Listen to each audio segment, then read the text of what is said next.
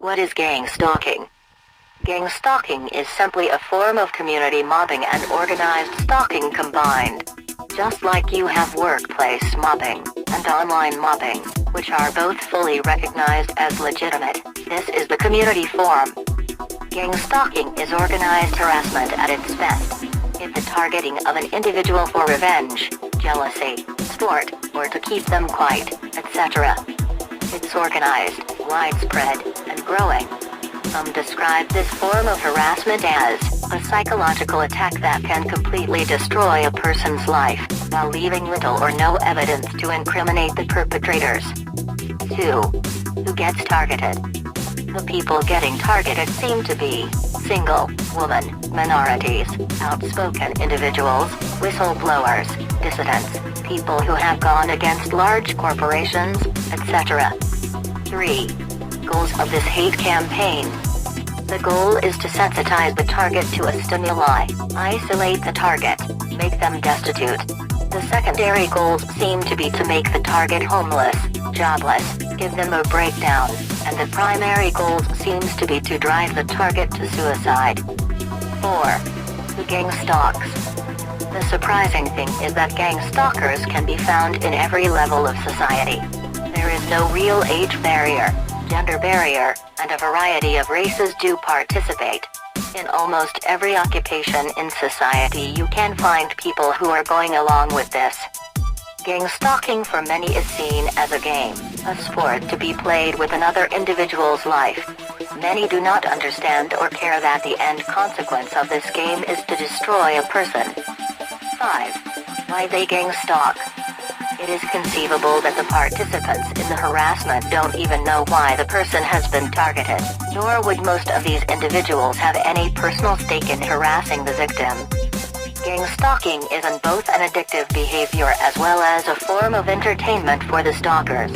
There is a vicious kind of pleasure that they derive from bullying their victim. Clearly they like the feeling of being in control.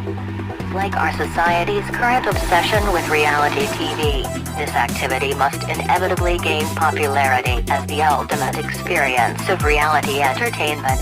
To the perpetrators, their targets are merely their prey, in a game that never ends.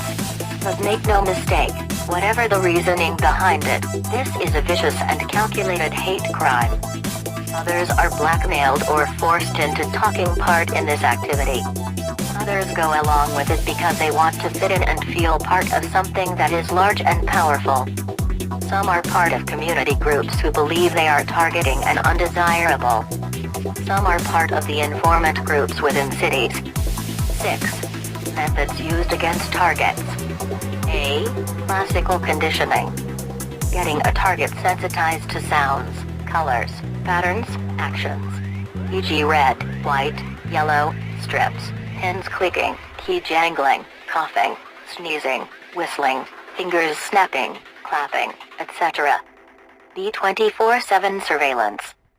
This will involve following the target everywhere they go, learning about the target, where they shop, work, play, who their friends and family are, getting close to the target, moving into the community or apartment where they live, across the street, bugging target's phone, house, computer activity. C. Isolation of target. This is done via slander campaigns and lies, e.g. saying the target is a thief, into drugs, a prostitute, pedophile, crazy, in trouble for something, needs to be watched. False files will even be produced on the target, shown to neighbors, family, storekeepers. D. Noise and mimicking campaigns. Disrupting the target's life, sleep with loud power tools, construction, stereos, doors slamming, etc. Talking in public about private things in the target's life. Mimicking actions of the target. Basically letting the target know that they are in the target's life. Daily interferences, nothing that would be too overt to the untrained eye, but psychologically degrading and damaging to the target over time. Visit www.gangstalking.ca to see more details. E. Everyday life breaks and street theater. Flat tires, putting dirt on target's property. Mass strangers doing things in public to annoy targets.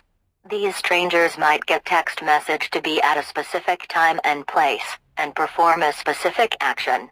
It might seem harmless to these strangers, but it could be causing great psychological trauma for the target. E.g. blocking target's path, getting ahead of them in line, cutting or boxing them in on the road, saying or doing things to elicit a response from targets, etc.